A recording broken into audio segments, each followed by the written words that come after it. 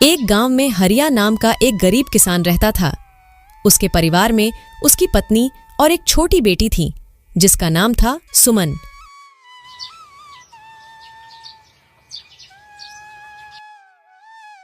हरिया की अपनी कोई जमीन नहीं थी, इसलिए वह दूसरों की जमीन पर खेती करता और जो कुछ पैसे मिलते उससे अपने घर का गुजारा करता था। पिछले कुछ दिनों से हरिया को गांव में कहीं भी काम नहीं मिल रहा था, जिससे वह बहुत परेशान था।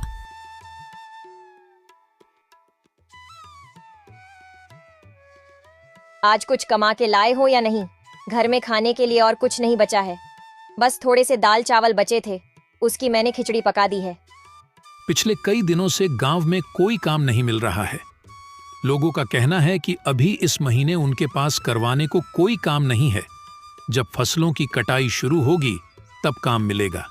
अब मैं तो यह सोचकर परेशान हूं कि इस महीने अगर कोई काम नहीं मिला तो सबके खाने पीने का जुगाड़ मैं कैसे करूंगा। आप चिंता मत करो, भगवान हमारी मदद जरूर करेंगे।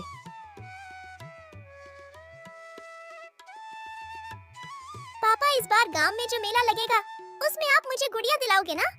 अगली बार तो आपने यह कहा था कि अभी मैं बहुत छोटी हूँ, अगले साल तक मैं बड़ी हो जाऊंगी। अब तो मैं बड़ी हो गई हूँ, तो अब तो मुझे गुड़िया दिलाओगे ना? हाँ बेटा, इस साल मैं तुम्हें जरूर गुड़िया दिलाऊंगा। अब चलिए खाना खा लीजिए, ठंडा हो रहा है।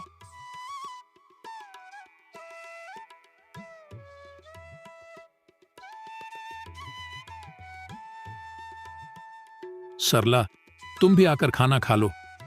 जी, आप खा लीजिए, मैं थोड़ी देर बाद खा लूंगी।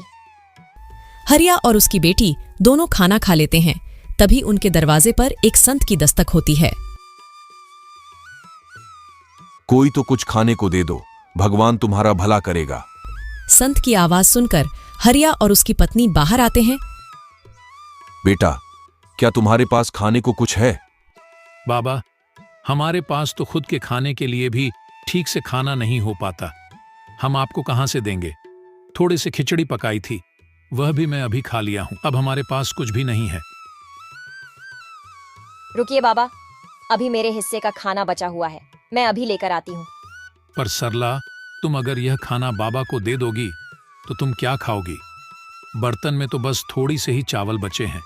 आप इसकी चिंता मत कीजिए, मैं भूखी रह लूंगी, लेकिन अपने घर के आंगन से मैं किसी संत को भूखा नहीं जाने दे सकती। इससे मुझे पाप लगेगा। ठीक है सरला, जैसी तुम्हारी इच्छा। सरला अपने हिस्से का खाना लाकर बाबा को दे देती है और बाबा उस खाने को खा लेते हैं।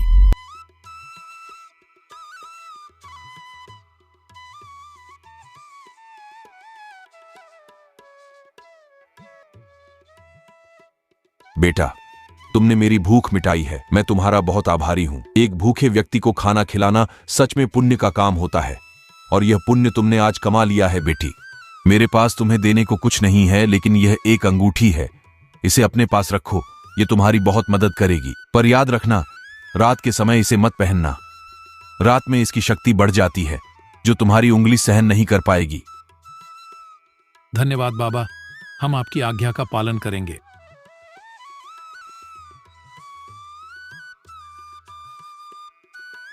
संत के जाने के बाद हरिया अंगूठी को देखकर सरला से कहता है, इस अंगूठी में ऐसा क्या है जो बाबा ने हमें इसे देने के लिए चुना? शायद ये हमारे अच्छे कर्मों का फल है। आपने सुना तो होगा ना, हमारे अच्छे और बुरे कर्मों का फल हमें जरूर मिलता है। चलिए अब अंदर चलते हैं। पर सरला, अपने हिस्से का खाना तो तुमने बाबा को दे दिया, अब तुम क्या खाओगी? काश हमारे पास थोड़े से और चावल होते। जैसे ही हरिया यह बात कहता है, अंगूठी में एक चमक सी उठती है और हरिया के सामने तुरंत एक चावल की प्लेट आ जाती है। सरला, यह देखो, जैसे ही मैंने चावल का नाम लिया, यहाँ चावल प्रकट हो गया। यानी कि यह अंगूठी सच में जादुई है, इससे हम कुछ भी खाने को मांग सकते हैं। अरे वाह, ये तो बहुत अच्छी बात है। तो आप इससे थोड़ी पूरी सब्जी मांगे ना, मेरा काफी दिन से पूरी सब्जी खाने का मन कर रहा था। ठीक है सरला, मैं अभी मांग कर देखता हूँ। हे अंगूठी, हमें थोड़ी सी पूरी सब्जी दे दो। हरिया के कहते ही फिर से अंगूठी में एक चमक सी उठती है और हरिया के सामने पूरी सब्जी की प्लेट आ जाती है। उसको देखकर सरला और हरिया बहुत खुश हो जाते हैं। अरे वाह, कितने दिनों बाद आज पूरी सब्जी देखने को मिली है। चलो अब हम सब बैठकर इसे खाते हैं। ऐसे वह सभी उस दिन भर पेट भोजन करते हैं। अगले दिन सुबह पापा, आज गांव में बहुत बड़ा मेला लगने वाला है। मैंने अपने दोस्तों से सुना था। आज आप मुझे गुड़िया दिलाओगे ना? हाँ मेरी प्यारी गुड़िया, इस बार मैं तुम्हें जरूर गुड़िया दिलाऊंगा। सरला, तुम मेरी प्यारी गुड़िया को तैयार कर दो और तुम भी तैयार हो जाओ। हम सब आज उस बड़े मेले में जाएंगे जहां जाने के लिए हम अक्सर सपने देखा करते थे। सभी तैयार हो जाते हैं। फिर हरिया अंगूठी से कुछ पैसे मांगता है और उसके हाथ में पैसे आ जाते हैं और फिर वह सब मेले की ओर निकल पड़ते हैं। उस गांव में हर साल एक बहुत बड़ा मेला लगता था जिसमें दूर दूर के गांव से व्यापारी आते थे। उस मेले में तरह तरह की चीज मिलती थी। पापा, वह देखो गुड़िया की दुकान। मुझे गुड़िया दिला दो ना। भैया जरा ये वाली गुड़िया दिखाना। ये लो मेरी प्यारी गुड़िया, ये तुम्हारे लिए। पापा, यह तो बहुत ही सुंदर गुड़िया है। भैया कितना दाम है इस गुड़िया का? जी 50 रुपए। ये लो भैया इस गुड़िया के पैसे। सरला, तुम भी अपने लिए कुछ पसंद कर लो। वहां देखो कितनी सुंदर साड़ी की दुकान है। चलो वहां से तुम्हारे लिए साड़ियां भी पसंद करते हैं। भैया जरा वह वाली साड़ी दिखाना। अरे भैया, वह साड़ी बहुत महंगी है, तुम उसे नहीं खरीद पाओगे। कोई सस्ती सी साड़ी देख लो इनमें से। नहीं भैया, हमें वही साड़ी देखनी है। आप वही साड़ी दिखाओ। सरला, तुम्हें ये साड़ी कैसी लगी? ये साड़ी तो बहुत अच्छी है, पर महंगी भी बहुत होगी। सरला, तुम इसकी चिंता मत करो। बस तुम ये बताओ, तुम्हें ये साड़ी पसंद तो है ना? हाँ जी, साड़ी तो बहुत पसंद आई। भैया इस साड़ी का क्या दाम है? यह 1500 की साड़ी है। ठीक है भैया, ये लीजिए 1500 और ये साड़ी हमारे लिए पैक कर दीजिए। हरिया साड़ी को खरीद लेता है। हरिया ने उस मेले में से और भी काफी सारे सामान खरीदे। इस मेले में रामचंद्र के 2 नौकर मोहन और प्यारे भी आए हुए थे। रामचंद्र गांव का सबसे अमीर सेठ था और मोहन और प्यार उसके नौकर।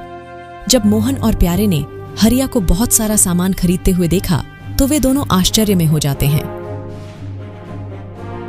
मोहन, ये देख, ये तो वही हरिया है ना जो अक्सर अपने गरीबी पर पूरे गांव भर में रोता रहता है। ये देख कैसे सामान खरीद रहा है। आखिर इसके पास इतने सारे पैसे कहां से आए? हाँ प्यारे, यह तो वही गरीब किसान हरिया है। अभी 2 दिन पहले ही तो यह सेठ जी से काम मांगने आया था, पर सेठ जी ने इसे काम देने से मना कर दिया था। चल उसी से पूछ कर देखते हैं। दोनों हरिया के पास आते हैं। और भाई हरिया, कैसी चल रही है खरीदारी? लगता है बहुत सामान खरीदा है आज। हरिया जादुई अंगूठी की बात को छुपाते हुए कहता है। नहीं भाई, बस वह थोड़ा बहुत घर के लिए सामान है बस, और कुछ नहीं।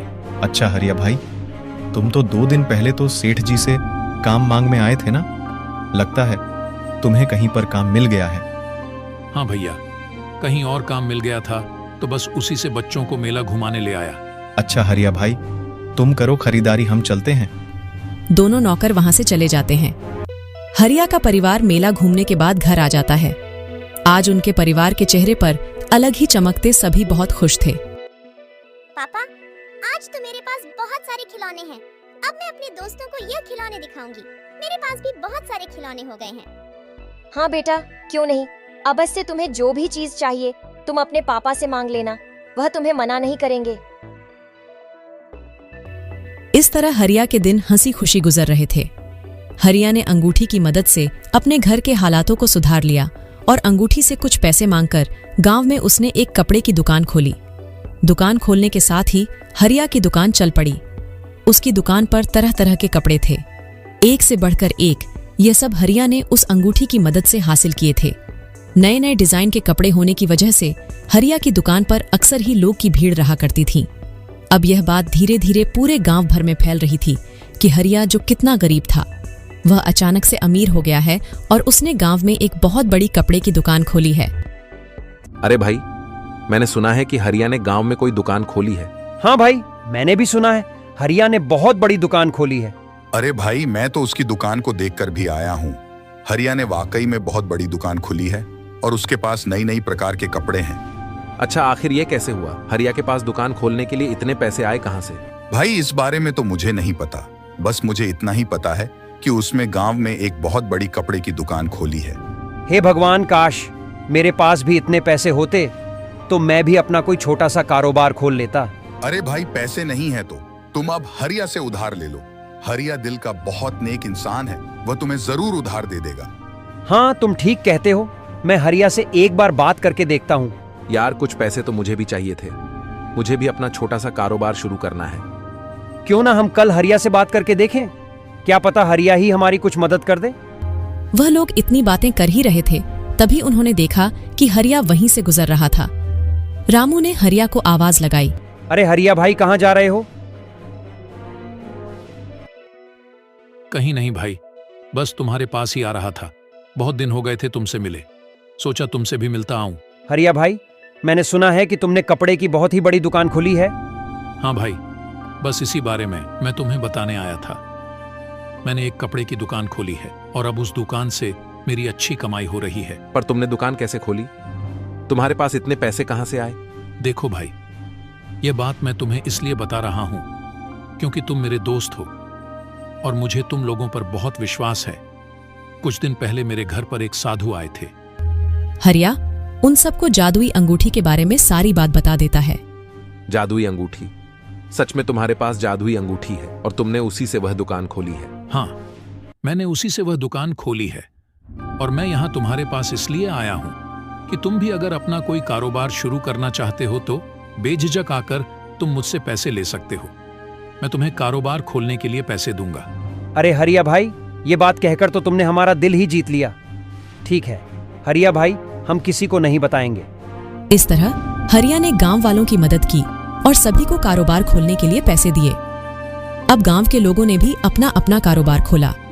अब यह बात धीरे धीरे गांव के अमीर सेठ रामचंद्र तक भी पहुंच जाती है। मोहन और प्यारे, यह मैं क्या सुन रहा हूँ?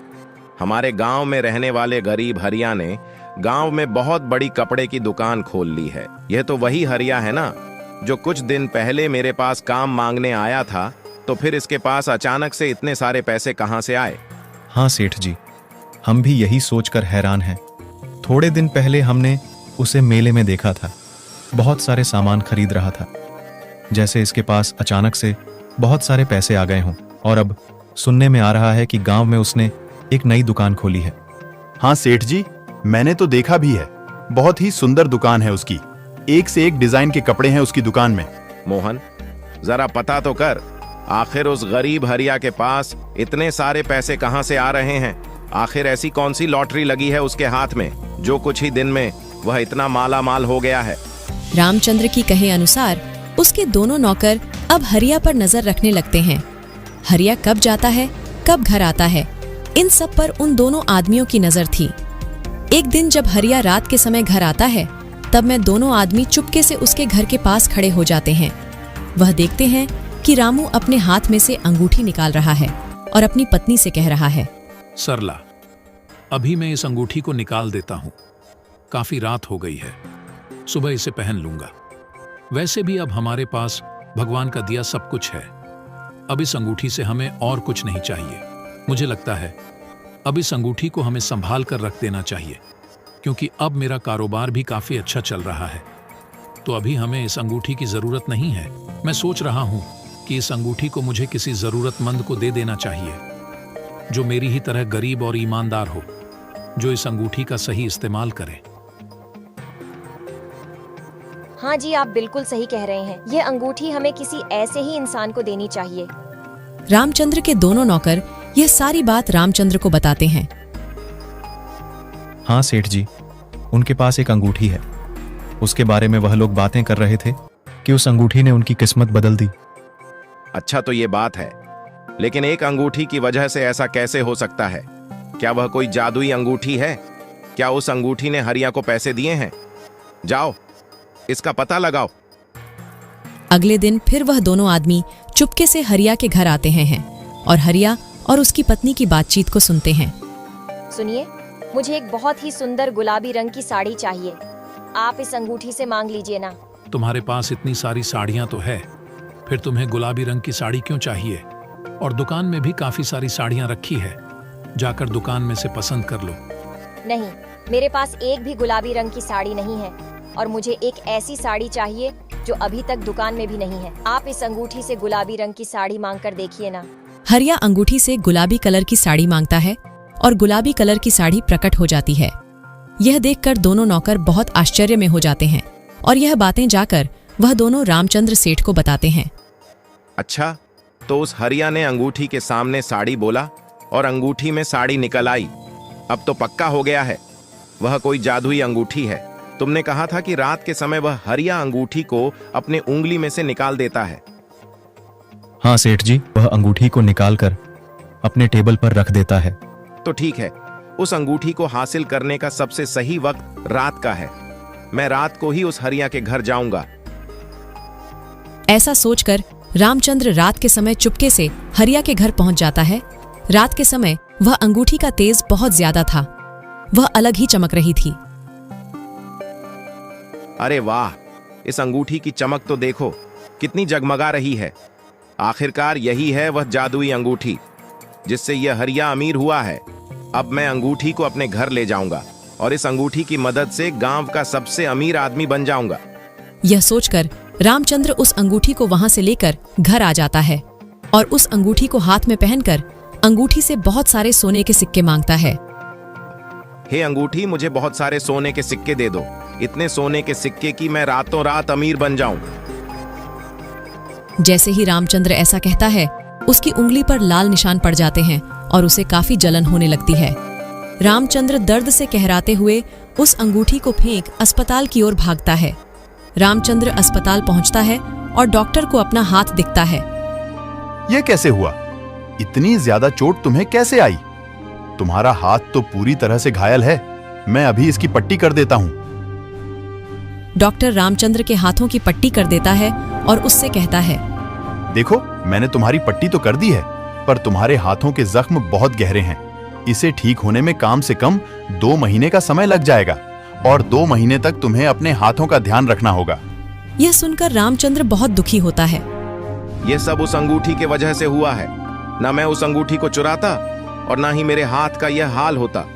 इतनी जलन हो रही है मेरे हाथ में, क्या बताऊं। अगर मैं ज्यादा पैसे का लालच ना करके उस अंगूठी को ना लिया होता तो आज मेरे हाथों की ऐसी हालत नहीं होती। रामचंद्र उस अंगूठी को हरिया को वापस करने जाता है। यह लो हरिया अपनी अंगूठी। कुछ वक्त के लिए मेरे मन में इस अंगूठी के प्रति लालच आ गया था, पर इस अंगूठी ने मुझे अच्छा सबक सिखाया है। अब यह अपनी अंगूठी तुम अपने पास रखो, मुझे इसकी जरूरत नहीं। अब अंगूठी हरिया के पास वापस आ चुकी थी। सरला, अब वक्त आ गया है कि इस अंगूठी को किसी ऐसे व्यक्ति के हाथ में दिया जाए जिसको इसकी बहुत जरूरत है। हमें जल्द ही ऐसे व्यक्ति की तलाश करनी होगी। जी हाँ, आप बिल्कुल सही कह रहे हैं। अब इस अंगूठी को किसी गरीब को देने का सही वक्त आ गया है। वह लोग यह बातें कर ही रहे थे कि तभी उनके घर पर एक गरीब बूढ़ा व्यक्ति आता है। कोई तो कुछ खाने को दे दो, भगवान तुम्हारा भला करेगा। सरला बूढ़े व्यक्ति के लिए खाना लाती है। बूढ़ा व्यक्ति खाना खाता है। खाना खाने के बाद हरिया उस बूढ़े व्यक्ति को वह जादुई अंगूठी दे देता है और उस जादुई अंगूठी की सारी शक्तियों के बारे में भी बता देता है। बूढ़ा आदमी बहुत खुश होकर वहां से चला जाता है। थोड़ी दूर जाकर वह बूढ़ा आदमी वापस अपने संत के रूप में आ जाता है। वह बूढ़ा आदमी और कोई नहीं बल्कि वही संत था जिसने हरिया को वह जादुई अंगूठी दी थी और वह अब अपनी अंगूठी वापस लेने आया था। हरिया का जीवन अब सुधर चुका था। हरिया ने उस अंगूठी की मदद से अपने जीवन को ही नहीं सुधरा बल्कि गांव के लोगों के जीवन को भी बेहतर बनाया।